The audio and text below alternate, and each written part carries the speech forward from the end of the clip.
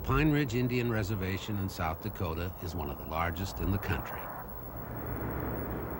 12,000 members of the Lakota tribe live here. It is America's poorest community.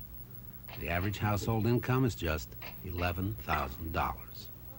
In 1989, there was an offer of jobs and money. However, there was a little catch. The Badlands would become a hazardous waste site.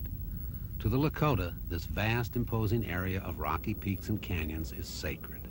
Look out that way towards the land. See, that's your land, and someday when you have children, you're going to protect this for your kids too. JoAnn Tall, a single mother with degenerative arthritis and 8 children, a woman who struggles to walk, led the fight to stop the waste site. Despite the initial wrath of the tribal council, she helped save the Badlands from poisonous toxins. Oh, okay. Oh, that's beautiful.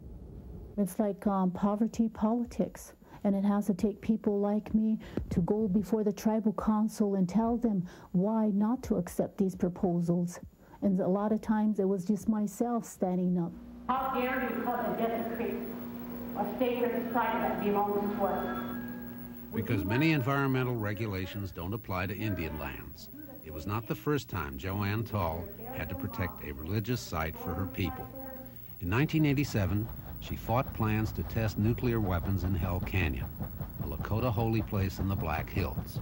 Would you like us to come to your church, to your land, and do the same thing? JoAnn Tall's deep faith in Lakota religion, a religion rooted in nature, ultimately helped defeat the weapons testing project. There is no separation. It's just a whole circle. It's a way of life. Every day of our life, we're with the land. You know, we're with the natural land. We're, you know, of the environment. We're part of Mother Earth. We're her children. But her own childhood had no connection to those Lakota ways. She was forced into government boarding schools, where English was the only acceptable language, and Christianity the only acceptable faith. That changed in 1973 when JoAnn Tall became involved in the issue of Indian rights at Wounded Knee, and as a result, had a spiritual awakening. It was a beginning of a whole different way of life for me, standing up to the United States government, losing that fear of corporations, of the government. This is where it began for me. And this is where I was willing to stand up, to sacrifice my life for what I believed in, and protecting our land base, protecting a way of life for our people. JoAnn Tall has suffered debilitating illness and extreme poverty, a combination that would leave most people not much time to care for the land.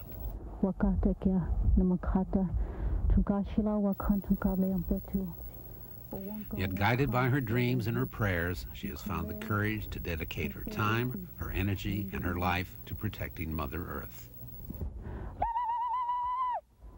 Our way of belief and Lakota way is when you choose this way of life, of respecting the land, participating in Sundance and ceremonies, that it is a hard life. And all your life, you are going to have a hard life because it's for the people.